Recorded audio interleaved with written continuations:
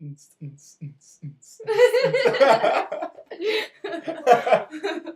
on.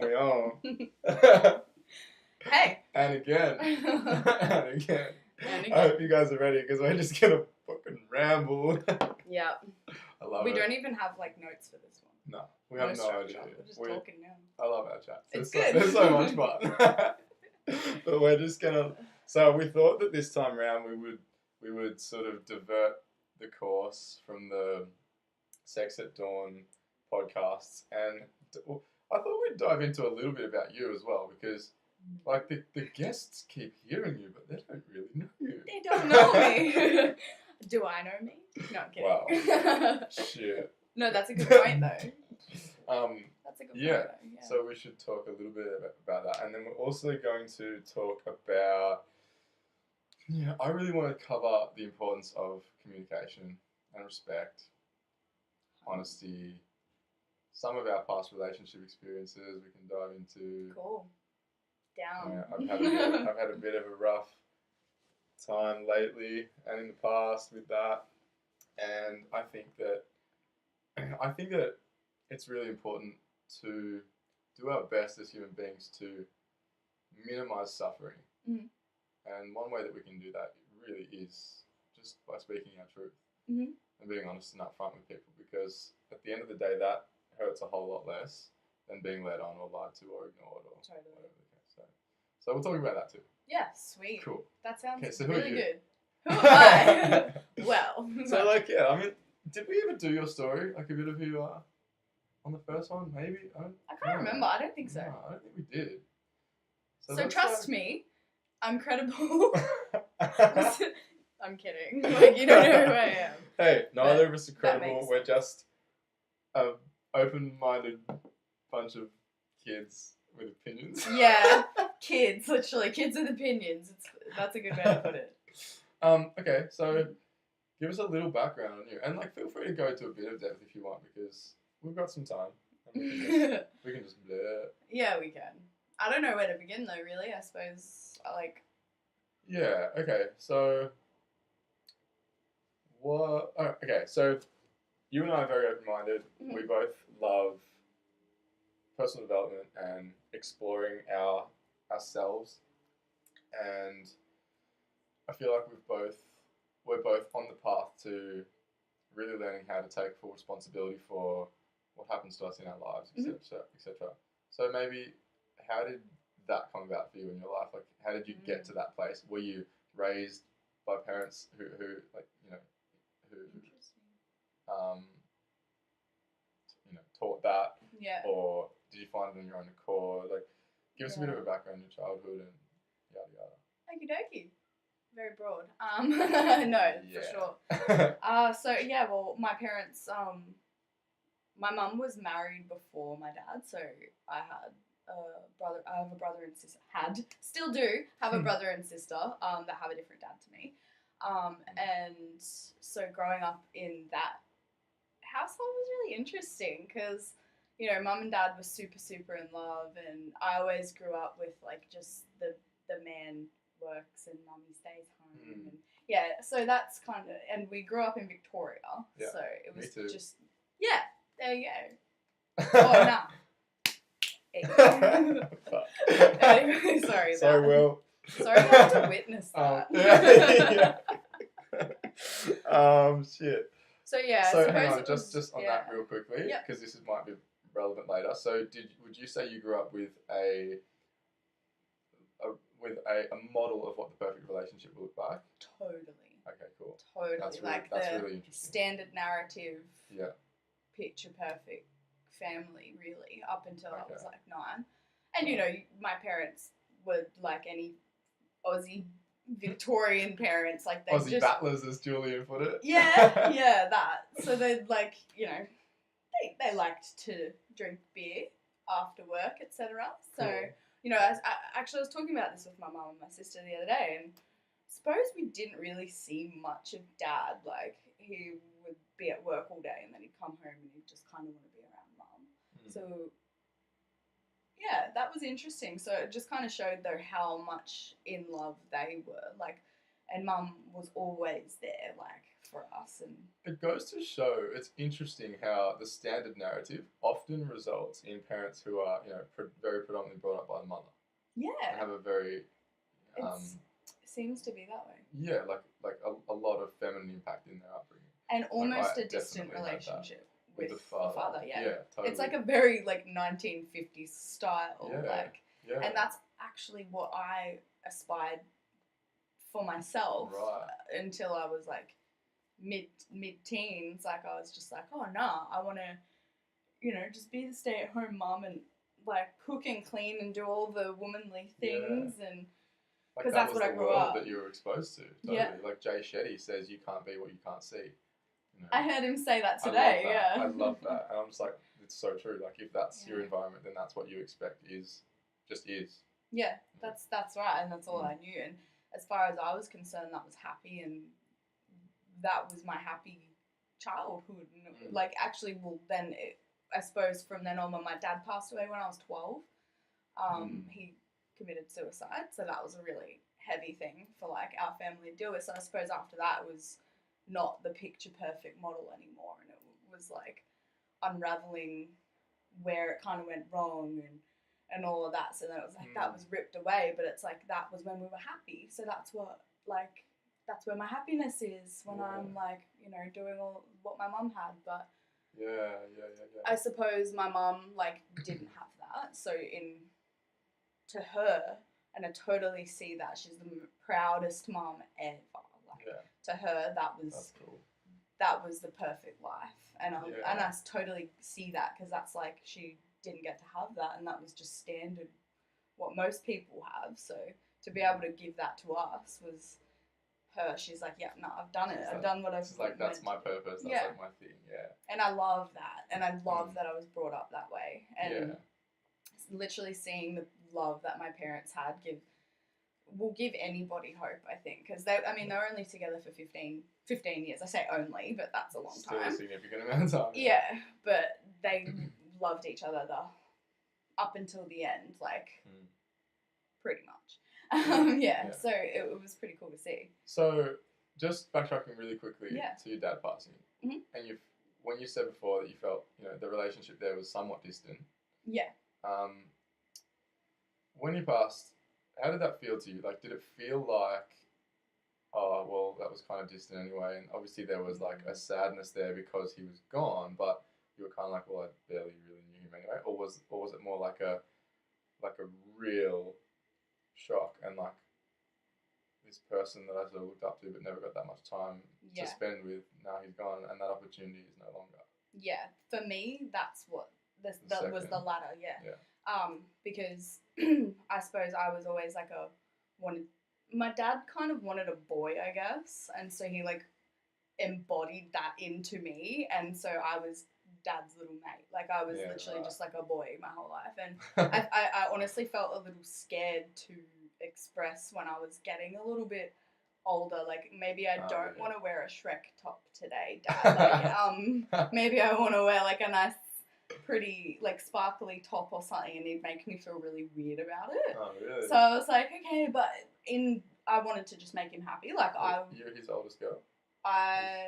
He actually has a daughter from a previous thing, but we're they're not in contact and we're not in contact. Yeah. So I was So you were his first? I was his favourite, and he used to express that, and I don't think that was fair on my sisters. So I think for them it was I'll never get to have that when he passed, as well as their whole life, because he never really hid it, and that's not fair on me as well as it's not fair on them, because it's not how I wanted that, but I asked for it, but I totally dove into that. I was Dad doesn't like peanut butter. I don't like peanut butter. I love peanut butter. You were Daddy's little girl? Yeah, definitely, but Daddy's little boy. Daddy's little boy. Daddy's little boy girl. Yeah, that's it. When he passed, it was really hard for me. It was because I literally always told my mum that Dad was my favourite parent. Even though Mum did everything for me. I actually remember when I broke both of my arms, yeah. I was allowed to have one parent in the room with me, and I chose Dad, and he had been there for 5 minutes. Mum had been sitting with me all day, and I didn't even choose her. That's one of the trials of parenthood, hey, because like I can relate to that. Like, my mother was by far the active parent in my upbringing, but and I think maybe even because of that, I had like more of a longing for Dad. Yeah, and totally. I think it was kind of the boy thing, just like wanting my dad. And like there's also like a curiosity figure. Around it, because it's like curiosity, because you're there, but like much. who are you? yeah, totally. And just wanting to be like, as a young man, wanting to be approved of by your father and so on. 100%, yeah. Especially as a boy. Yeah. Because there's a lot of pressure around like the father-son relationship, I think. There is, and it's quite often a rocky one. Yeah. Quite often. I mean, the father's generally the disciplining figure within a family. So, yeah, I guess that in itself can cause a little bit of distaste. Yeah. Towards your father, sometimes. Oh, totally, yeah. But at the same Dad time, was like always craving their love. Yeah. And, like wanting to be accepted. It's by like them, approval. But also like a little bit of fear. Like, it's a strange dynamic. Isn't it? That's interesting you say that, because my sisters and I, like, as much as we loved him, were definitely like scared. Like, if we got in trouble, when your mum's smacks didn't hurt, but when your dad's did. So we were like, if Dad's pissed off enough to actually come smack us, we're scared. But we'd push it. We'd totally push it. But I don't know. Yeah, it was a good time, and I can look back on that and actually say, yeah, I did have a really good childhood. It was really nice. Okay. Yeah. So I'm going to ask you, did any of you feel like you saw the end coming? Nah. Like, I suppose like, Mum and Dad had actually split up for like a week before he died. So we definitely didn't see it coming. No, we just expected it to be, okay, Mum and Dad are like divorcing, like. And when actually Mum, like, it all happened, like the big kaboom, we saw ambulances and stuff, like, rocking up to the house, and we were just kind of like, like, death was not even a thing. Like, it was like, oh, someone got hurt, like, so then, that's, I think, where it was like, I don't know, the word, like, rite of passage is coming in. It's like a brain shift, like, the moment you kind of find out that, and it's kind of like your brain doesn't really know what to do. It's like, how to process that. You kind of felt like you were forced into a situation where you had to step up and grow and, like, adapt to an entirely new paradigm. Everything, yeah. Totally. And when I look back, it's like it's like that moment from The Simpsons where it's like you can see the moment his heart breaks in half and he, like, pauses it and goes back. You go with The Simpsons things again, but I have no idea. I always reference The Simpsons and he never knows. It's this constantly. And I look like story an of idiot. that relationship. But anyway, yeah. So it was like. No, I think I'm probably the one that looks like an idiot. Good. No. Hey, look. That's what it was like in The Simpsons, yes. Right. But it's interesting because when you're going through that, like, it was like 2 weeks before my 13th birthday, so I was like, I was looking forward to being a teenager, and, like, it was like, that's the last thing I needed. That's great. Like, my parents had just split up, and then it was like, boom. But yeah, it hit Mum the hardest. Oh, like, yeah. Oh my God, I would never. Imagine. I don't want to. Imagine, like, can't. Like, it's as human nature dictates that in scenarios like that, we're going to feel like it's our fault. Yeah. Or at least like it's partly our fault. Yeah. It's like human for that to happen. Like the thoughts that must have been going through her head of, I left. Did she leave him? What? Oh, it ended up just. Neutral, like this, or I've let this fall apart and it's ended him. But there was totally potential for it to mend, like, and that was the goal in the end. It was just, I suppose, it just became a bit much, and yeah, whatevs, like not whatevs, but like we can all kind of, I think, understand it to some degree. Like I know all of us, like it's the brain kind of trying to make sense of it all by piecing it together. However, it makes sense to you so that you can deal with it. Yeah. So, yeah, there are definitely, like with any death, I suppose it's like, or especially with any suicide, it's like, well, you think about all the things, like what could I have done, and what were the signs and stuff, and I was a kid, so like I know, and I can see like the downfall of it, and when he became like less and less fatherly, right, yeah, and could be a method of like pushing people away, and it's interesting though as an adult to look back on it, because now I've learned from that experience like so much, and I have such a soft spot for mental illness and mental health and stuff, for sure, because it's, I can sympathize with the people who choose to end their lives, but because it's almost like a sickness in a way, but it doesn't, it's their families that I have the biggest heart pain for. Lies, and you must, especially coming from a place of knowing, of actually having lived through that. Yeah, for sure. And I think that though, like, my experience can help other people, not like, I don't know. Well, they say that, the way that we can serve to our greatest potential is through our greatest pain. And they say that the things that the largest, most significant lessons that we learn in our life come from our most worst forms of pain. And therein lies where we can help.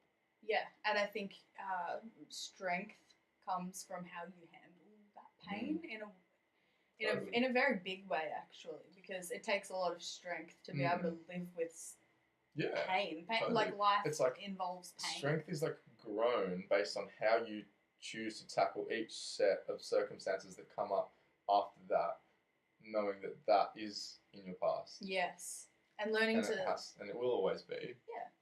But it doesn't. But it doesn't define us. We totally had a mini conversation that cut out again. If you're familiar with Jeremy, technical fucking difficulties again. It's not me. It's no, I know. But the podcast. I'm just like. We shouldn't hold that too long, or people are gonna think that it's frozen again. It doesn't define you. No, it doesn't. What are we talking about? We're saying it doesn't define you, and it doesn't give you an excuse to be a shitty person either, because I used that, coupled with teen angst. I was just like, fuck you, world. Fuck you, world. Fuck you, guy. Like, everybody, fuck you. I don't give a shit. Like, and that, I think, was what made me realise I was responsible for my actions, and I had the power to choose how I treated people and how I reacted to things, and it took me a long time to realise that, that's for sure. But you have one of two options, don't you, when shit like that happens in your life? On the large scale, one of two options. And so many people choose the dark one. And I get it, because it's painful and it hurts and it's hard. But it's the easiest. Yeah, it's like the easiest, but the hardest. In the long run, for sure. But it's a coping mechanism, because you have to have the strength to be able to go through. It's that fight or flight thing, and most people choose to fly. That's been there. Been there, done that. For sure. So moving forward a little bit, let's jump into your like mid-teens, late teens, teenage. How did you find your early relationships? And let's talk about this a little bit. Like, relationships, and what were you trying to achieve with them? Let's just dive into that. We spoke about in the first podcast that I have like a huge burning love for things. For example, my very first love was Nicolas Cage. I am not even joking, and I'm very upset that he's been turned into a meme, because that man Like, I was probably 11. Which movie? Next. That was a good movie. Good movie. Oh, wait, that was the one where it could see where into the it could see future. a bit into the future. Hey, yeah, that was a dope movie. I liked it. Yeah, That was a cool movie. It was enough to make me fall in love. Wow. Okay, like I had posters of him on my wall, and I used to cry because I knew that I would never meet him, and he was like 43, and I was like 12. And my dad used to be like, Phoebe, he's the same age as me. I was like, shut the fuck up, Dad. Like, I love this man. Weird, right? I don't know. Crazy. So, Nicolas Cage. You know, you don't hear that all the time. Not from people under 50. No, you don't. But I still stand by it, man. I love Nicolas Cage. I liked him in Gone in 60 Seconds. Yeah. But I also loved Angelina Jolie. Yeah, that's a good one. She's a badass. Don't think it got rated. Sex or boosting cars? How about sex while boosting cars? You know it well. Okay. I love it. But yeah, so like that shows from when I was like little, I suppose. I can remember like falling in love with my teddy bears. Like I don't know if people are into like astrology and whatevs. Like apparently that's like a huge part of a Pisces, and I'm a Pisces, so I'm very emotional and I'm very sensitive. Apparently. Okay. So I would tread carefully. Tread carefully. No, but as I got like that was very early, teens, and then I noticed that like it didn't. Like, it was a bit extreme with the celebrities, that's for sure. But I kind of just never had a max point of love to give. Like, it was just there. But There's always just more. Yeah, but there was a lot of pain around that as well. Well, I will go on the record and say that I'm very much the same as you. Okay. Massive lover. Always been. Never had a violent burn in my body. Always just been about giving love, and have always, like fallen really hard for people. I don't know about the whole like falling in love. I don't know what the hell that means. People, there's always talk about there's such a stigma around this word. It's so taboo. Like love, oh my god, love. Like fucking, it's all love. We're all love anyway. Yeah. So like, you fall in love with someone on like this scale or that scale or that scale, like whatever. In love, lust, like, whatever, it's love. all We're just going to call it love. Shit, yeah. Okay, screw it. To me, because I've experienced all the different kinds of that. Screw it, exactly. Yeah, what you think is love, but it's just lust and then blah, blah, blah. Like, and who's to say it isn't love at the time? Totally is. Like, what the hell? You love your friends, right? So then you can love someone new for a bit and then you fall out of love. Like, love isn't some, in my opinion, mystical thing that like, once you find it, oh my god, this is me, and you're there forever, and you like have to you're forever protect in love. And it's like, fuck off. Yeah. That's bullshit. Love comes and love goes. Yeah, it does. Really as simple as that. I mean, love is the truth, and love is there. Love is omnipresent in my opinion. Yeah. But I just think that there's just too much bullshit associated with the word love, and people give it this absurdly ridiculous power. Everybody has an opinion on what they think love looks like. Yeah. And that's scary. Because, you hear constantly, like, people in domestic violence situations, perhaps their parents grew up with their parents doing that. So to them, that's, like, love. That's, like, they don't really, there's, like, so much pain or something around that. Like, not speaking from experience and probably not even getting it right, but just a generalization. That could come from that kind of place, so then therefore they don't really know how else to express love. True, yeah, and that might be, you might be right, that might be why a lot of love is expressed through violence in weird senses sometimes. Strangely, yeah. Yeah, it's strange, different people and have justified understanding and that way because it's coming from a passionate love place, but that's also gotten people killed. Like people murder people because of love, passion, crimes, like. And apparently that makes it okay. It's insane. Anyway. It's insane. And literally.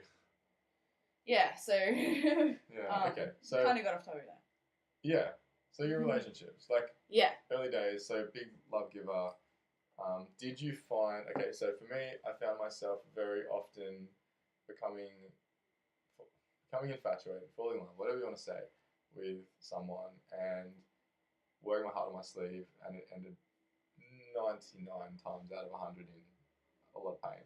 Yeah, that was the same for me, and I think that was because I just thought that that's what my interpretation of love was. I felt that that's what this feeling was. So what I couldn't understand for so many years is like, if you say that you're feeling the same thing as me, how come you're not expressing it in the same way as me? Yeah. But that was before I learned about love languages and stuff like that. Everybody expresses and wants to and does receive love differently. But yeah. What was the question again? No, that's okay. That's you said yes. So this is an area that I do want to go into, because I was raised by a mother that was very much an advocate of truth, honesty, connecting with your emotions and displaying them, and being open about your emotions. And that's really what cool. that meant, which is cool, but what it meant was that I spent a lot of my, and still do, spend a lot of my life very emotionally vulnerable. Right.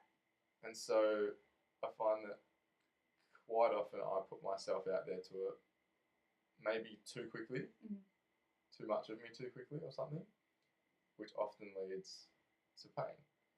I don't know whether that's because people just aren't used to such transparency, or whether people are just so afraid in this day and age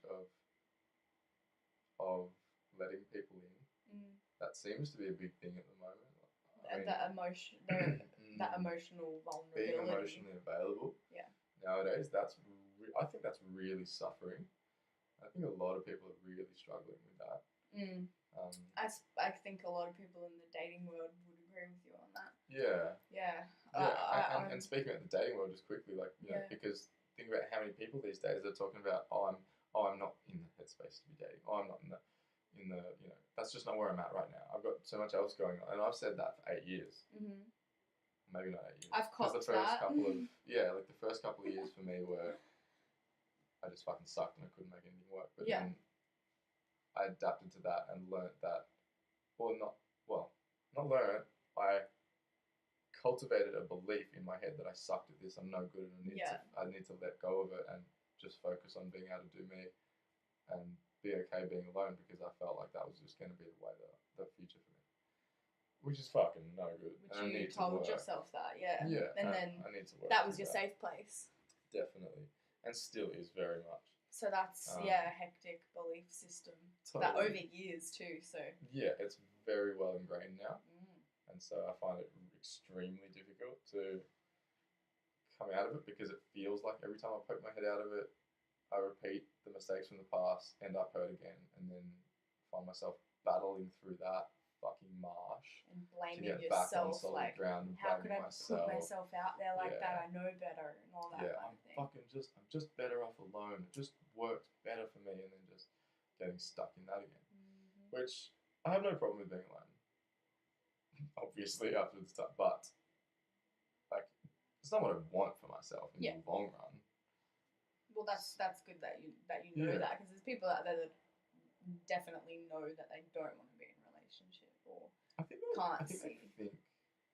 But I don't know. I'm not them. I can't feel for them. But I'm basing this just on my understanding of human nature and chemicals and attraction. Well, we're social creatures, aren't we? Yeah. And it's there's no doubt that this is in our DNA. Relationships, finding a mate. Whether it's a monogamous one or not, or or just a mate, is wired into us. So I totally, I definitely think we all do feel that desire, at least. Well, yeah, I think so, and that's why I think people like you who don't let anybody else in are able to get themselves hurt, because every once in a blue moon, you'll let somebody in, and then boom, bang. And they go running around inside like a bull. Yeah. Smashing shit. And then leave with everything still smashed. And then you've got to pick up the pieces. Yeah, exactly. And I think each time that happens, it teaches us something. Yeah. I just wish I'd and it'll fucking keep, learn. Yeah, I feel like though, you know, through everything, throughout when I was a teenager trying to figure out that I couldn't be mean to everybody or just like be stuck in my ways, like it kind of, problems will keep arising. Yeah. The same yeah, unless you take a lesson from it. Russell Brand says that life is like levels. Like you'll constantly keep having to like reboot well. and do the they same talk level. a lot about really? that, like the gamer thing of life, you know, leveling up. It's like the hero's journey kind of thing as well. Yeah, totally. It's like if you can't beat the big life. boss, then you're gonna have to keep rebooting and come to back. try and beat the big boss, and then you learn different beat the big ways. boss at the end of that level, and then once you beat the big boss at the end of that level, you start the next level, and you got to work up to beating the big boss in that level. That's right, and it's a struggle. Yeah, but each time you go back to defeat the big boss, you've figured out how that last one didn't work out, and then you adjust that. And each time, like I know, on the big boss in Mario and Luigi, like, how many times does that take you? Like, if you manage to actually reach it to the damn end, like, it's that hard. Like, and I think I vaguely remember that. But so hard. But that's what like, I think life and relationships is like as well, totally. and especially in relationships, what you see something. What did you say earlier? You don't. Oh, you what can't you know be is what you see. You can't be what you can't see. Yeah. So if you can't see out of like that, it's gonna keep. It's gonna keep coming out of the pit of where. Despair. Yeah. It's gonna keep coming into your life in each relationship until you like take that lesson from it, and then you can go to the next level, and then you can move past that kind of thing, whether that be with one person or you learn it from multiple people. True. Yeah. True. And I think the beautiful thing about the game of life and the levels is that it's like the beautiful thing about it though is that you literally have unlimited lives until you take your own. You know, like you actually have, or someone kills you. Wait, this is unlimited flawed. chances. No, but you have unlimited chances. Yeah, like the game isn't over until you take it away from yourself or you get really unlucky. I guess depending on where you live. Oh, totally. So that's pretty cool. Yeah. That's encouraging if you have the strength and the courage to stand up and keep getting back up. Yeah. And keep going. And I think though what's important to be able to build that strength, because like a lot of us think we're strong. I know I do. And I'm constantly learning that I'm like not as strong as I think I am, and I have to go back and do more like work on myself and stuff. But yeah, that's where it comes from. I think like you can't. You just have to look at yourself and think, okay, why are my boyfriends always jerks? Like, well, what is it? Why do you like? What is it that makes that keep happening? And or what is it that is attractive about that? Like, could there be something in the past that like has manifested into this now? I can't control the fact that I date jerks. Like, totally. Sometimes it's not the jerks; it's the fact that we choose them. Like, you gotta think about that. That's the angle that I've come from my whole life. I've been like, hey, you babes over there, the fuck you going with that dickhead for? I'm over here. Yeah, yeah, and it's not you, and it's not that dude. He's just lucky. Lucky jerks. Well, really, at the end of the day, like he's manifesting that experience into his life, and I'm manifesting this one to my life. But I need to learn how to shift my vibration so that I manifest what I want in my life. Yeah. That's the hard part. That's what I'm trying to learn at the moment. Oh, that's another thing that Jay Shetty says about, he says manifestation is, let's see if I can remember, intention, attention,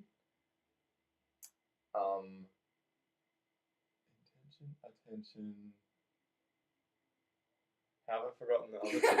Wait, I wrote it down. It's like intention, awareness, attention, action. Intention, awareness, attention, action. Which I quite like. Mm. It makes a lot of sense. That's because true. manifesting so much more than just being like, you know, getting up and reading a statement like, I'm going to have a Ferrari. Like, you know. It's this so much whole more law of than just attraction saying and manifestation thing. There's so much bullshit associated with it. Yeah. But there really is just so much more than that. But that's another podcast. Yeah. Um, but I definitely think that you manifest your own reality, whether you're aware of your thoughts or if it's your subconscious mainly doing the work for you. 100%. It's not even like it's known we do. Yeah. Right? It's like science. Yeah. Well. We manifest our reality.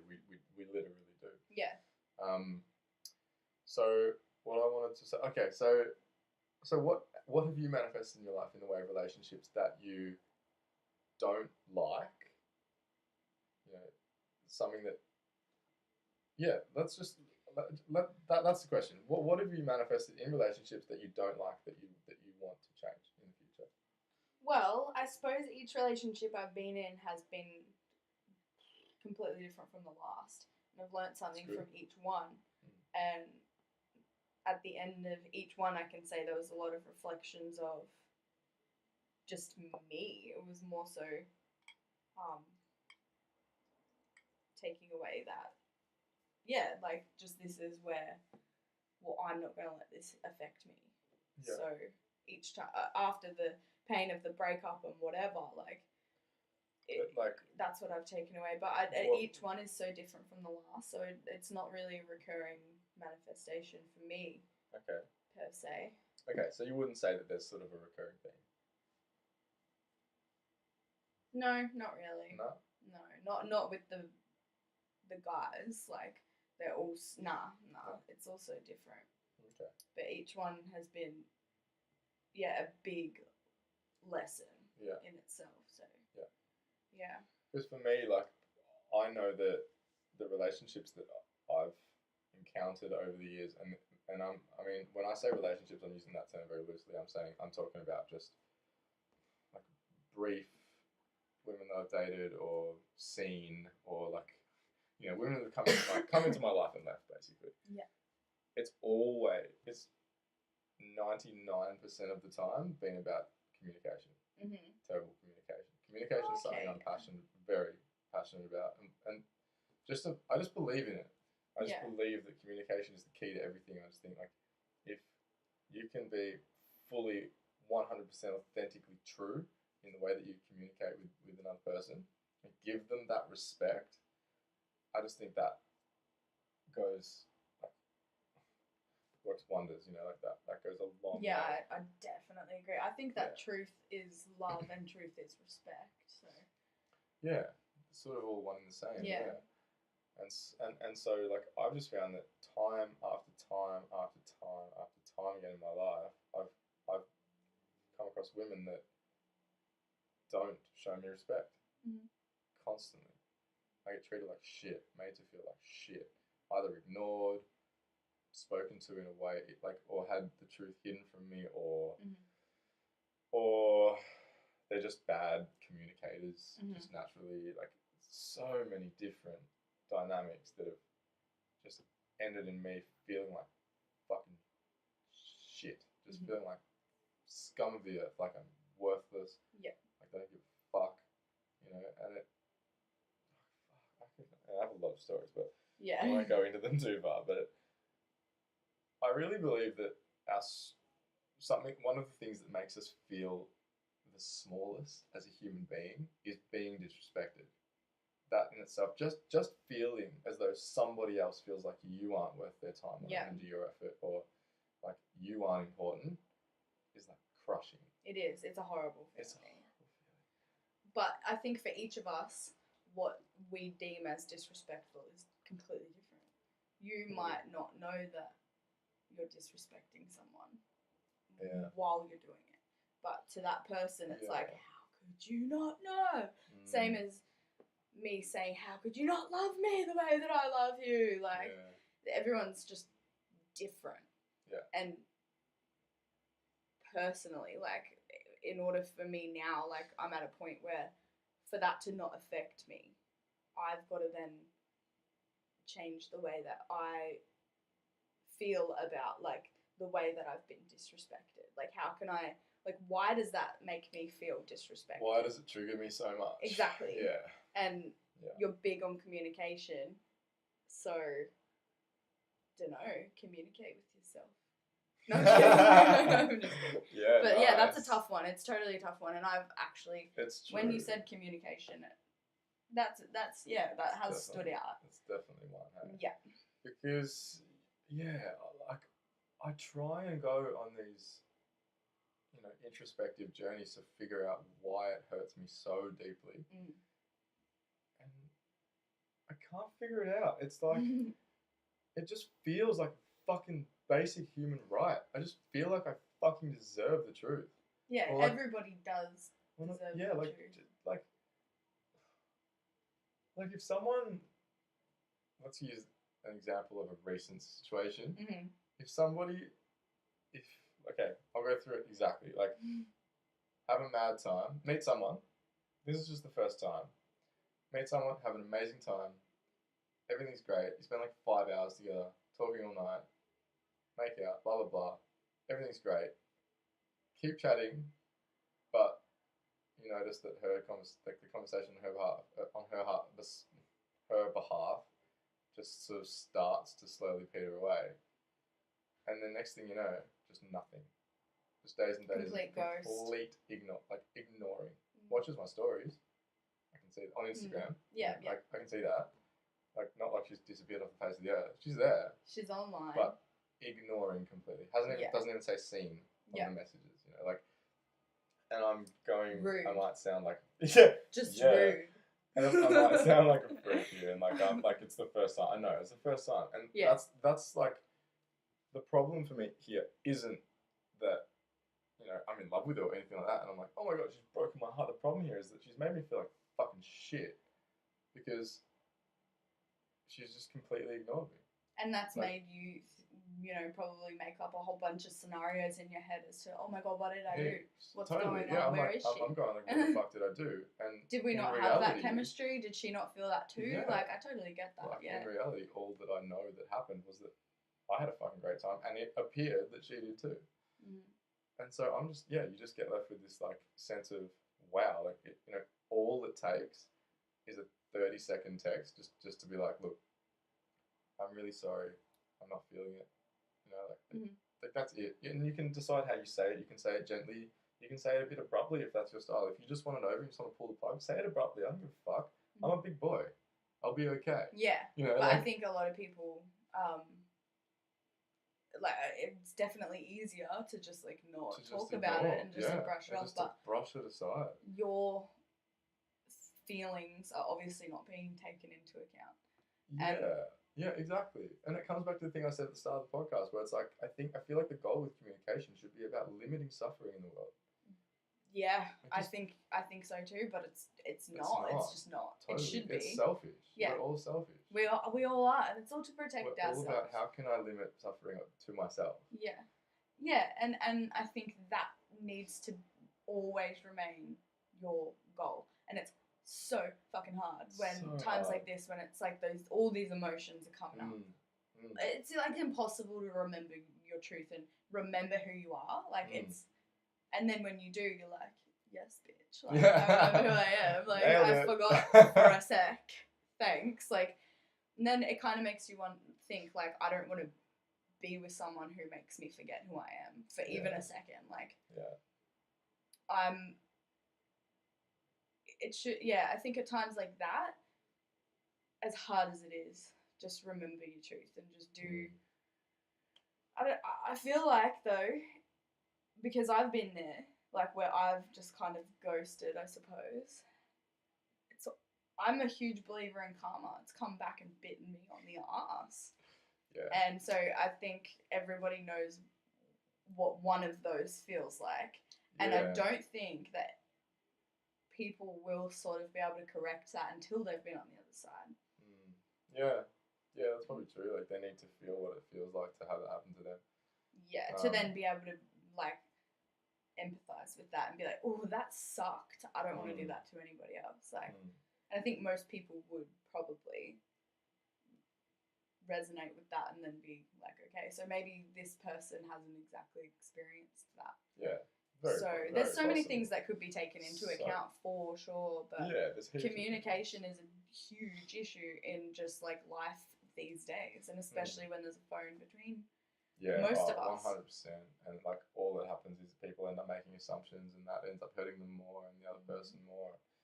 But it all comes back down to how we feel and how we take that. How we take it, yeah. A person you've known for 5 hours, as much as that opens a huge part that has been closed for so long, it's like perhaps soon you will be able to see a lesson from that once the like hurt goes away, because look, it's gone. Like I'm sweet, I'm fine. It hurt. I'm sorry, I just want to interject there because that's happened to me. Yeah. And I'm still like, fuck you. No, I'm not like, fuck you. But I'm just like, I still need to work on that attachment around that, because it's just like, you know, the one that got away. Almost. Well, I recognise that it hurt me when it did. But it doesn't even, I really do feel fine now. But I bring it up because it's important to me. And because it has been a cause of a lot of suffering in the past. For sure. And like, as I said before, like totally, I knew it for 5 hours. Like, we weren't by any means like bonded. No. And then it, broke my, it was just like. It's the fact that you were willing to open up again. Pissed me off more than her in a strange way. I was just like. The disrespect. Fucking respect me. Yeah. It's just like, that's all I fucking ask. Just fucking respect me. You know, like just show me the goddamn courtesy of like, hey dude, had a good time. I'm not feeling it. I'm sorry. Like, thank you. All the best. Yeah. You know, like, how fucking hard is that? It actually is really hard. I don't see because how. I know. It seems so easy, but I don't like conflict. I don't like confrontation. I feel like there's more conflict in the silence than there is in that message. Yeah, but it can be avoided so easily. That's a tricky one for sure, because it can just be so much easier to just ignore people, especially if you can just hit them with a block. It feels like it. Yeah, well, that's the thing. But when you have it's easier options, for you. It's not easier for the other person. It's horrible for the other person, especially if you could see it going somewhere. Yeah, if it felt like there was potential there for sure. Like then it's just like, huh? Like what? Yeah. You know, like okay. Yeah, exactly. It's like kind of catches you off guard. It's like 100%. And that it's almost a feeling of rejection as well that comes from. Yeah. From that, for me anyway. No, totally. There's definitely a part of that. There's all sorts of things from disrespect to rejection to just a pain. Like there's it's an ego hit too. It is an ego hit. There's a sense of that person and this is the stupidest thing to say, but that person thinks they're better than me or worth more than me, or like I'm not good enough, more valuable than me, or I'm not good enough for that kind of thing. There's that validation. Yeah, for sure. Like, and then that, and I think that is what I carry. Like, is just that sense of rejection, like always worried about where you weren't good enough. Yeah. Or why you weren't good enough. And just kind of feeling like it's your fault for letting someone play you like that. Yeah. You know, it's what are these fucking emotions and why am I not in control of them? Yeah. You look at, like, in situations like that, I'll look at the situation and be like, dude, chill out. Like, you just met her, whatever, it's turned south, but, like, just move on. But that ego is just like, fuck you. Like, I deserve respect. I'm a fucking human being. I deserve respect. Yeah, that's exactly what it is. It's the ego. And it's... Totally. It almost takes over. Strong. Yeah. Bad. But yeah, when it comes to disrespect and stuff, it's like maybe we should look at where that's coming from. Because for me, with working through like my jealousy and stuff, because as I said, I was jealous in the first podcast we did together. I was a very jealous person, and I noticed working through that. I just kind of had to revisit, like, okay, where's this feeling coming from, and when was the very first time that I can remember feeling this way? Because it probably has something to do with what I took from that. And then reassessing whatever comes up from that as an adult, as the Jeremy that is true to you. Yeah. Because then you'll be able to look at it with a bigger brain and, more knowledge. More evolved brain. Yeah, a bit more wisdom, slap it on it, and then you'll probably be able to then mend a bit of that pain around disrespect. Because I think if you can mask, if you don't, nothing from your past or whatever affects you, because it does tend to manifest and branch off as other things that you're not even aware of. Yeah. So the less we let that affect us,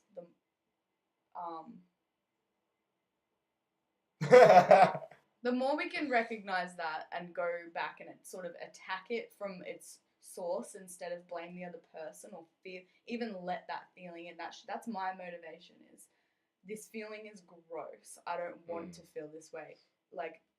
And I can control that. So there's clearly something that has a distaste around whatever this feeling is. Yeah. Where'd that come from? And if you can attack it from there, then nothing can affect you. Yeah.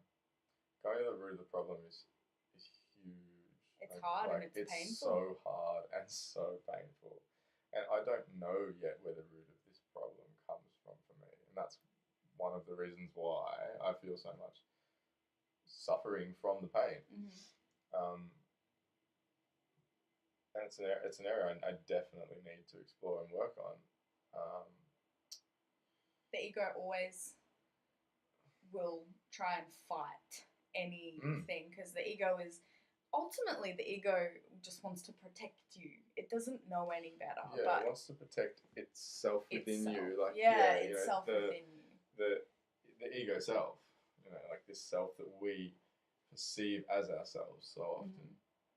So sometimes when we're trying to, it's true, because in these scenarios, I've been disrespected, but my ego's being disrespected. Yes, not you as a not person. Me she didn't intentionally seek out to disrespect. True, that's it. There's rarely like malintent involved. Maybe it's just generally fear on their behalf.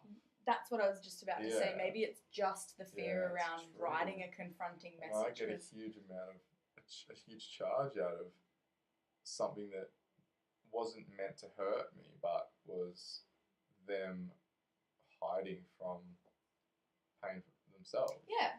Or from conflict themselves, or whatever it was in their mind. And so, I think you're right. I think you're really right. I think I need to learn how to detach from this ego that is so strong within me that's saying that I deserve respect. Yeah. I should be respected. And I do think we should, as human beings, we should. No. It is though. Our ego feels entitled to everything. 100%. We all, regardless of who you are, whether you're average Jeremy or or Tom Cruise, as a human being, a sentient being here on Earth, we feel entitled to the respect of our peers and love.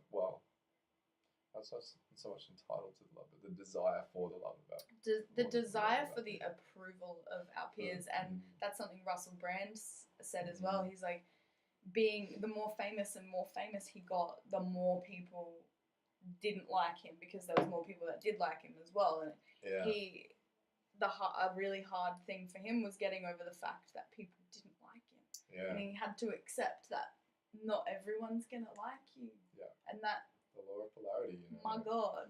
And I think that comes from our ego. Is like, why don't they like me? What? Because when we come from an authentic place, a place of truth within ourselves, and people dislike us for that, our ego feels attacked. Our ego's like, but I'm just being me. I'm just doing doing the best I can. And you go, but that's you. And that's them. Exactly. It's a very one-track minded perspective. Yeah, it doesn't take into consideration any of the other things that could be going on in the other person's life. Or everyone is so different, and we have to remember that. Yeah. And remember that not everybody's going to like us, and dissolve that ego by saying it's not you, ego. It's stay away. Like, Yeah. just get out of here. We don't want these feelings. Like, and Aubrey, Marcus, I think it's evident that when you don't want to do something, that's when you should be doing something. Because it's your ego trying to say, we're comfortable here. Yeah. Stop trying to change it because this is what we know. Exactly. And it's the strength of breaking down that. And what really broke through for me is I considered myself someone who liked to meditate. And then I was like, when was actually the last time I meditated? Like, and I couldn't remember. Yeah. Right. And I was like, I'm a big fat phony. This guy's a phony. So I'd like tell people I meditated, and then I was like, but I don't.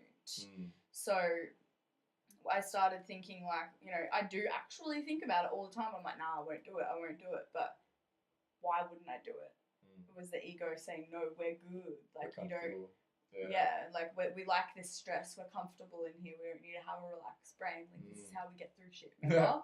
The stress is a good response. This is how we get through things. Yeah. Because life's so fast paced. Like I think meditation's important. So then, at the times, because for people that, fun fact about Jeremy and I, we like to meditate on our lunch break at work. We do.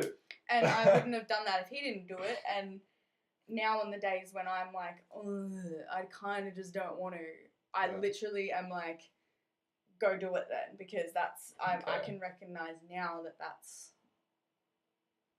a safety mechanism. Yeah, it's a safety mechanism put in place to try and just keep me comfortable in this box that my egos have put me in. And the second I go in that room and meditate and come out, it's a whole new day. You just feel so much better. Hey, like you come out like a new person. It's freaky, totally. It's scary. I was gonna say, this is one of the things that the greats so often say, and the leaders, the entrepreneurs, the whoever mentors of our time, is that when fear is the instinctual response to something, that's often the place we need to go.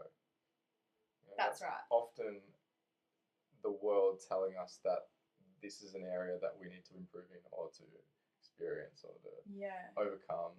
And it's like training a muscle. The more you do it, unless it's a wild grizzly bear, don't go there. Unless it's a what? Wild grizzly bear. Yeah, no, don't go there. You'll lose. Yeah. So within reason.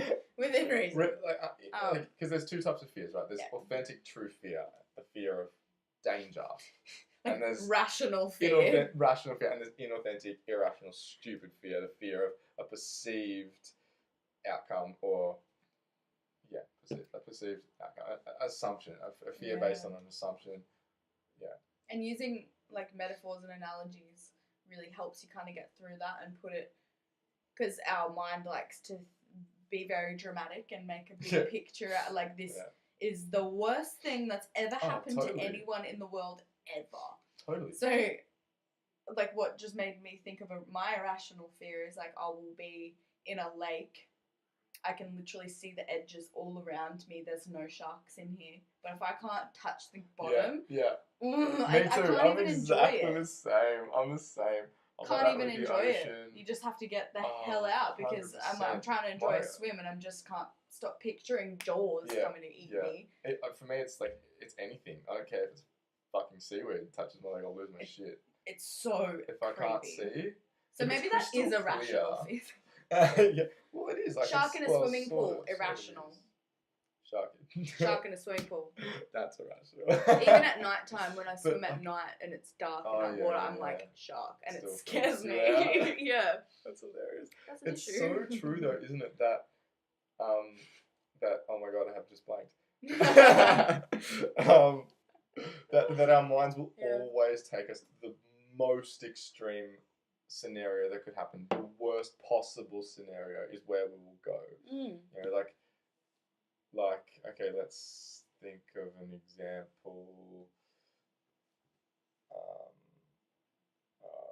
I don't know. Say you got like a letter in the mail, a legal letter in the mail, something like that, and you don't know what it is, but it's like stamped, and it's like immediately your brain's gonna be like, oh, What if it's a court summons? Yeah. What if I got sued? What if, you know, like, what if I got this massive fine? Like, what if something really bad happened? And 9 times out of 10, it might be just like an update to your details, or if I can, like, something to do with voting or some shit. Something to do with voting, some bullshit, you know, like regular everyday shit that you would expect. Yeah.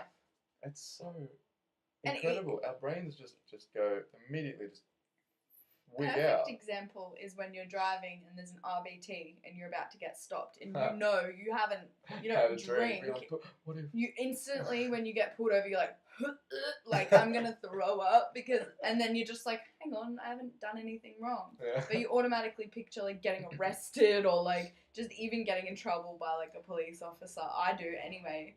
And then I'm like, be cool, baby, damn. Yeah. We've done nothing wrong. Yeah. It's so true. And it's, in fact, like, that on such a larger scale in so many different ways in our life. And I think that's because our mind doesn't know anything outside of itself. So this is the most important thing in the whole universe to our ego. So when something bad happens to us, or when there's a possibility of something bad happening to us, it's like, it's almost like, let's picture the worst thing ever. So anything that's better than that is a coping mechanism. Good. Yeah. So as a coping mechanism. And anything bad that happens to us is such a horrible thing, because our ego and our mind doesn't know anything else outside of itself. And also, when we're exposed to all of the horror in the world, you know, through media, we talked about this shit, TV and drama. When we're exposed to all of that and our mind is aware of the possibilities in the world, you know, being eaten by sharks, being sued and fucked up for life in debt, and having a vending machine being sent to prison, you. having a vending machine fall on you, being eaten by a grizzly bear. No, but no, I just thought of that because apparently more people die of vending machines falling on them than shark attacks. Oh, really? Attacks. Yeah, like it's a thing. Now I'm scared of vending machines. So I'm not a freak. Is that because the idiots are fucking shaking and trying to get free shit though? Probably. Sorry. So, like, what I'm saying, like, is you know, when you're exposed to all of those fears and aware of all of those fears, it's no wonder that, you know, as Jay Shetty says once again, you can't be what you can't see. Well, when you see all of that, all you can picture is that happening to you, and you being that, living that experience. Interesting. There's a show on Netflix called 1,000 Ways to Die. Lovely. It's actually really cool, and it made me almost less. Need to try some out. No. It made me like not as afraid of, like, when I think of death, I think everybody thinks that they're going to like be like old and sick and dying, and they're gonna have their family around them and whatever. It's not always like that. It's very rarely like that. So I think for a lot of us, because that's like what we would want to happen, that's what our image is of it. And it's scary because we always think about what our final words would be in that situation, or like just the build up to the end of death and even knowing about it. Yeah. But this show broke that for me. It's literally a show about all the different weird ways that people have died in this world, and there's so many. More than anybody could call a coincidence. Yeah, right. And so about these bodies of ours, they're very fragile. And the possibilities are literally endless. We can die from so many things. And I think this is a good point to bring up, because I really believe that one of the reasons that we don't achieve more in our lives is that real knowledge that death could be tomorrow for all of us isn't there. You're right. We have this conditioned belief that by staying safe, by letting our ego take over, by staying safe and by operating in this, you know, little channel, of course I'm gonna live from forever, here, you know, from here to fucking 84 when you're gonna die or whatever. Like you just feel like, oh, well, I'm gonna die then. I've got time to figure it out or whatever. Like you forget that you could die tomorrow from something that was nothing to do with you, completely not your fault. And someone can T-bone you on the way to work and you can die. Yeah. Like, and there was something that you kept putting off, like, no, I'll just do it next week. I don't really have time now. Or I'll start meditating next week. Like, that, I don't even need to say it. Like, what if you could not be there? You could have that chance. You could have that chance. That also really helps you to define what is important. Yeah. Because, you know, if you can keep this in your mind, and I'm not saying be a downer and be like, oh, fuck, I'm going to die. Like, that's not what it's about. It's just about being grateful and aware of the opportunity that you have now and living in this life, which you only have access to now, this day, right here, and that tomorrow is never a guarantee that you're going to see the sunset or whatever. And beginning to end. Yeah. It's just you, buddy. Yeah. So you better get used to who the heck you are, because you're not. They're not going anywhere, and that's what people forget. Yeah. It's like these feelings. It all comes down to you. Everything in your life comes down to you, and 100%. I know when I die, that's what scares me and is a huge motivator for me. Is I know when I die, I want to be able to say I didn't waste any of this, and we're so lucky that we've realised that in our 20s. Yeah, so true. So true. So many people don't recognise this until their midlife crisis. And we're young and able-bodied and, you know, able to do all the things. Well, able to do all the things. Exactly right. You know, they say the richest place in the world is the graveyard because of all the dreams buried there. You know, and Wayne Dyer speaks in The Shift. You know, he has the line where he just says, "Don't die with the music in you," which fucking had the tears coming like mad for me. Like, that fucking hit me so hard. Everybody has something. I was like, being like, but, it just comes from just a like, oh, you telling Jesus, me that. yeah, it hurt. Like, it hurt because inside me I knew that I haven't done my best. You know, Don Miguel Ruiz, one of the fifth agreements, I always do my best. You know, I know so many times in my life I haven't done my best. Yeah. And I haven't stood up to the challenge. And you've let yourself stop early, probably. Like, you've given lenience to yourself in a lot of ways, but we all do. Totally. And look, you know, always do your best in the moment, but more important than that, even, always forgive yourself when you don't, because if you don't, then you just get caught in a vicious cycle. And you won't be able to learn, But what you said just then about the shift making that random noise come out of you. I listened to Aubrey Marcus's podcast with Mike Posner today. Yeah, I haven't heard that one yet. He's got the most beautiful singing voice ever, and he played one of his songs, just him and his guitar, and it sounds completely different. Because I looked it up on Spotify, and it's like a cool little doofy tune, and it's actually really cool. But him doing the acoustic version it actually made me cry. It hit me, and it wasn't even a sad song. It was him saying everything happens the way it's meant to be. Everything is where it's meant to be. Yeah. And that hit me so deep. Order of the universe and the knowing that where we are overall, above and beyond everything, you know, is exactly where it is all supposed to be. All of the pain, each moment. All of the pleasure, all of the joy, because at the end of the day, a blink of the eye is going to, this universe experience is, or what do they call it? Our galaxy, whatever, is going to be a blink of an eye in the grand scheme of time, and then it's going to disappear and another one, and there'll be another one born or whatever. And we're just here doing the best with what we've got and experiencing exactly what is supposed to happen. And you know, a lot of people find that difficult to hear because they feel like, well, fate, you know, means that it's all out of my hands, so why do I try in the first place? But it's so important to remember that really isn't the point. Like, the point is that your fate could very well be everything you've ever dreamed of. Your fate is what you decide, but it's also written in the stars from day one. It's both. Because time's bullshit. We've said it once, we'll say it again, the future does not exist. Exactly. So I think what's limiting a lot of people in that sense is like, oh, well, what's the point? Because everything's already like preordained or whatever. It's that the future ego, isn't a destination. It's the like ego that. self. It doesn't know anything outside of what it is now, and everything's I think linear to the ego that self. comes from a comparison. So, like, a lot of people you'll find won't figure out their calling in life until they're like in their 30s. For someone like me to hear that, I would be like, well, that's like 10 years away. Like, and if I find it at all. But for a lot of people, they give up on that.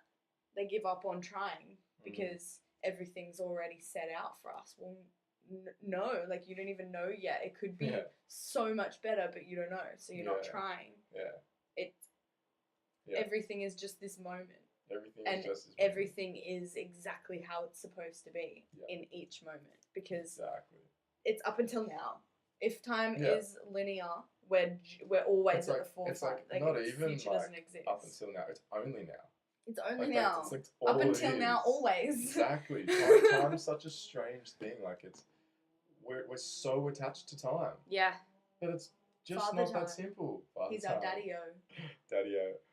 Yeah, like, but he's really just pulling the wool over all our eyes. Why are you so distant, Father?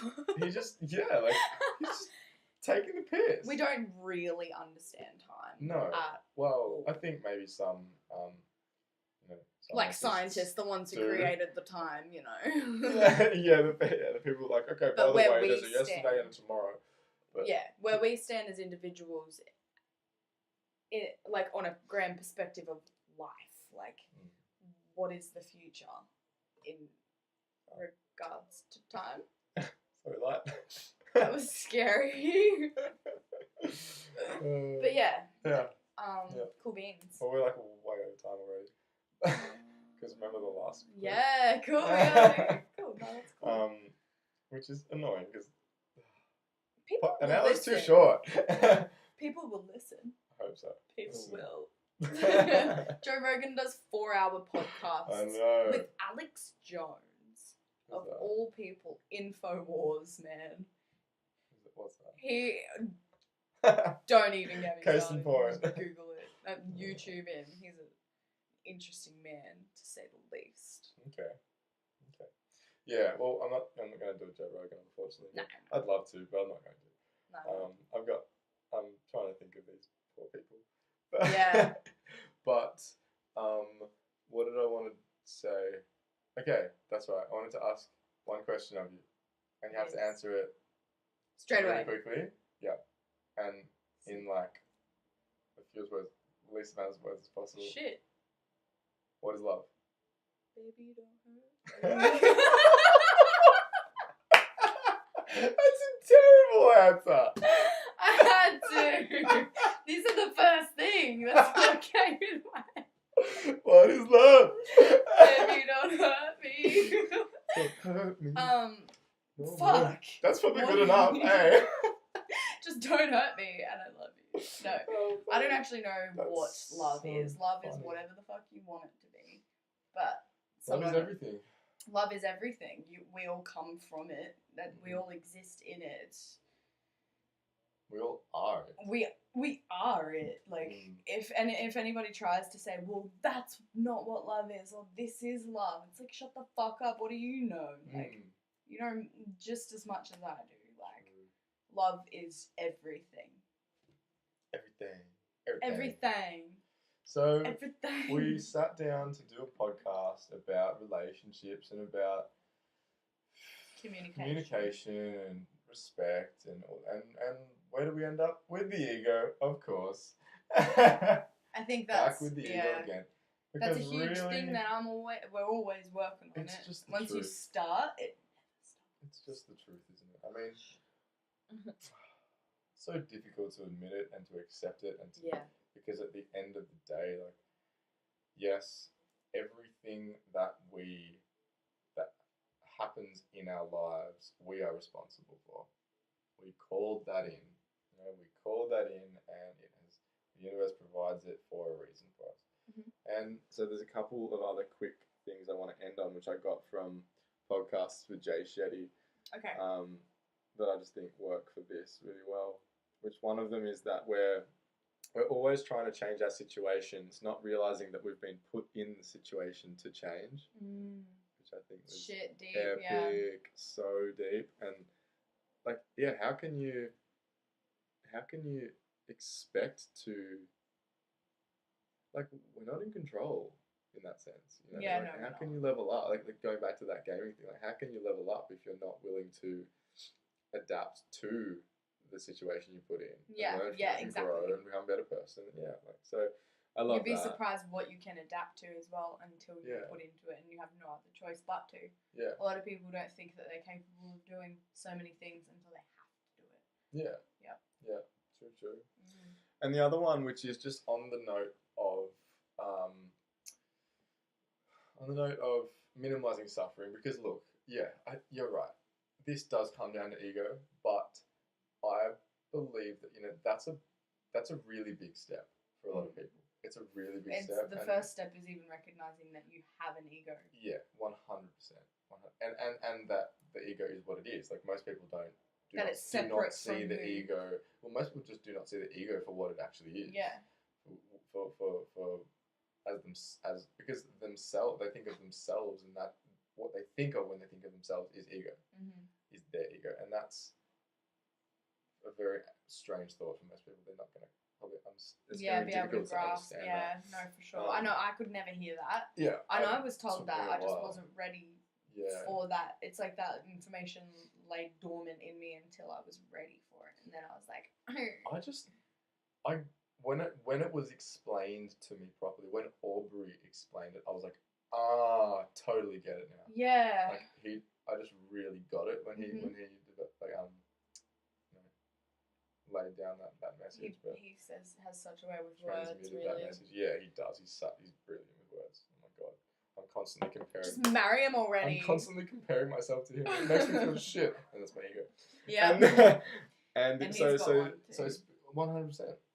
So the other thing, so I did want to say this because I do think it is important, because, you know, the fact that it is the ego, I believe, isn't an excuse to continue treating people poorly if you know, there's no need for that. You know, we live in a world where it's only going to make the collective consciousness and the collective experience here better if we can learn to respect one another and do the right thing by them, even if it makes us feel uncomfortable. And so Jay said this, which is an acronym for think. So he said, before you speak, always think. And think stands for, the T stands for truth. Is it true what you're saying? The H stands for helpful. Is what you're saying helpful to the person? The I stands for inspiring. Is what you're saying inspiring to them or yourself? The N is necessary. Is what you're saying necessary? You know, because so often we say shit that just isn't necessary to say. So often. All the time. Yeah, like I do it too. Maybe not so much. I'm a little better at that. Yeah, I'm really trying with that, hey, because then I feel like an idiot that no one's listening to me. Yeah, and I'm like, I didn't need to say any of that shit. Totally. Like Jay says, you know, if you're trying to get a point across or trying to say something that just isn't going to matter in 5 minutes, he's like, what's the point? Like, it doesn't matter. Like, just talking for the sake of talking. Yeah, just like, or just talking to make your ego feel better. You know, or make your point heard or whatever, you know? Like, just like, does it need to made me realise that need to be said? Yeah, right? I think that one's really big. It is. Is it necessary, dude? That's what I'm taking from this. That's a good one. And obviously the K is kind. Is it kind? This is definitely over time. It was last time too. No. This hour's so difficult. It is. So fast. So guys, before you speak, just think. And let's all do our best to minimize suffering in the world wherever possible. Start with yourself. Yeah. Minimize the suffering within yourself. Yeah. And the way you speak to yourself, that's important. You know, use think for yourself. For the way that you speak to yourself. Use that acronym for that. Oh my god. 100%. Totally. Totally. I would like to end on a quantum physics like experiment. Ooh. It's you so smart. Totes. No, smart words, not me. I'm trying to grasp everything around like what quantum physics is, but what made me understand it to an extent, and this is relevant, it's going somewhere, it applies to all of us, because we are, like, so much of us, the percentage of us that makes us up is water, right? Don't know the exact percentage, but like it's a lot. 70%? Yeah, I was gonna say 70%. So number, I swear people change that number all the time. I hear like 87%, I hear 90%, I hear 90, fucking 8%. Like, because I think the cells are pretty much water. I don't know. I don't know. I'm not a scientist. Keep going. I just had to think about that. Anyway, so there was a Japanese scientist. I've told you this many a time. I tell everybody. I know this story. I linked it in one of in a previous podcast. You the did? One I did with Josh. Oh, cool. You're talking about where they speak to the water? Yeah. They're redoing that now in classrooms and stuff. And it's becoming like viral Facebook videos too. So the more that this can actually this happened ages ago. Yeah, I know. And the more that this is getting pumped out and I see it constantly popping back up, I'm like, yes, this is what inspired me. Powerful. And for those of you who don't know what it is, a Japanese scientist initially just had 2 jars of water. I'm pretty sure they were like distilled water or something. But anyway, he just put on a piece of paper, I hate you, and stuck it to one of the jars. And then on the other one wrote, I love you. Yeah. And every day he would just like say negative, horrible things to the one that said, I hate you, and just say, you're ugly water, you're disgusting water, I want to drink that one because that one's better than you. Like, and the other one just praising it. And then he tested like the composition of the water or something like that. That was freeze it and then check the icicle molecules. The shape of the icicle. Yeah, that's exactly right. Like that. Yeah, and it showed there was 2 completely different. Like the results are phenomenal. Yeah, and like they even look scary for the negative one. Like it's just it's a full thing. Like really beautiful, intricate, like snowflake, geometric, snowflakey patterns in the love one. Yeah, and then these chaotic. Yeah, gnarly. Chaos is such a good word to use because the other one, literally just looking at it makes you feel peace. So then they started doing it with plants now too. I saw that, and it's working. And it's goes to show like if we're made up, if it just works for water, for example, just that example, like if we really are like 92-95% water, can we come up with an answer for that one, please? Then how crazy is it to think how much our thoughts would manipulate what we are? 100%. And what we say to us. Yeah. And what we say to other people as well. Yeah. So if that's true. And so if you can and for me, like with understanding that, I'm like, what's am I meant to stand in a mirror and say, oh, you're so amazing every day, when I don't believe that. And it's like, no, it doesn't have to be that. Just start small by cancelling, instead of thinking a bad thought about yourself, just don't. Like, just start catching yourself when you're starting to think negatively about yourself. To start to just become aware of the way that you're speaking to yourself. Yeah. And catch yourself when you're putting yourself down and go, hey, that's not okay. That's not okay. That's not the truth. And you know, a lot of women especially will say, oh, like I feel ugly today, so therefore I am ugly. Like I'm just ugly, blah blah blah. That's what was a big thing for me too. And you're just creating that. Yeah. That's not what everybody else sees, and what you're creating more and more. Unless hate you believe and it's strong enough, in which case they probably will see you that way. Well, yeah. And that's right. It's like if you tell water or a plant it's ugly, then it's going to change. Energy's as attractive as looks. It's huge. 100%. Like, you know that, right? You know when you're in the presence of someone that you're attracted to based on their energy. Yeah. Like, it's massive. Yeah. I think so too. I've been around babes, people I thought was smoking hot, and immediately had no interest in them because of their energy. That's such a big thing, and maybe that comes down to the compatibility thing. It's like the pheromones or the energies a bit off. Now that's a whole other topic. Fuck, pheromones. But just look at yourself like a jar of water and don't be mean to it. Yeah. Or look at yourself like a child and observe yourself as a child. And you wouldn't yell at a child for...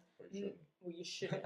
But if a child makes a mistake, like, generally you'll try to discipline it, but in the least way possible. In the least damaging way possible. Yeah, just enough so that it will learn to, hey, buddy, that's not probably a good idea. Maybe we shouldn't do that. Instead of going, you're a fucking idiot, kid. Yeah, look, that's probably not because of this and this. You know, these are the reasons why that's probably not smart. Like, you know, have you thought about this or this? Like, just be nice. Yeah. Treat yourself like you would. Treat yourself. Because from the beginning to end, it's you. Fucking like yourself. Yeah. Do nice stuff for yourself. If you're me. Yeah. What? It me. Yeah, exactly. Yeah. Treat yourself. Treat yourself. Be kind to yourself. Shit. Well, we're out of time. Okay. Yeah. Okay, guys, we're going now. I promise. I swear. Okay. We're doing one more time. Thank you so much for tuning in again. If you would like to support the podcast, the best way that you can do that is to leave a review, or if you're watching on YouTube, give it a like and leave me a comment. A huge thank you in advance if you do. I'm extremely grateful.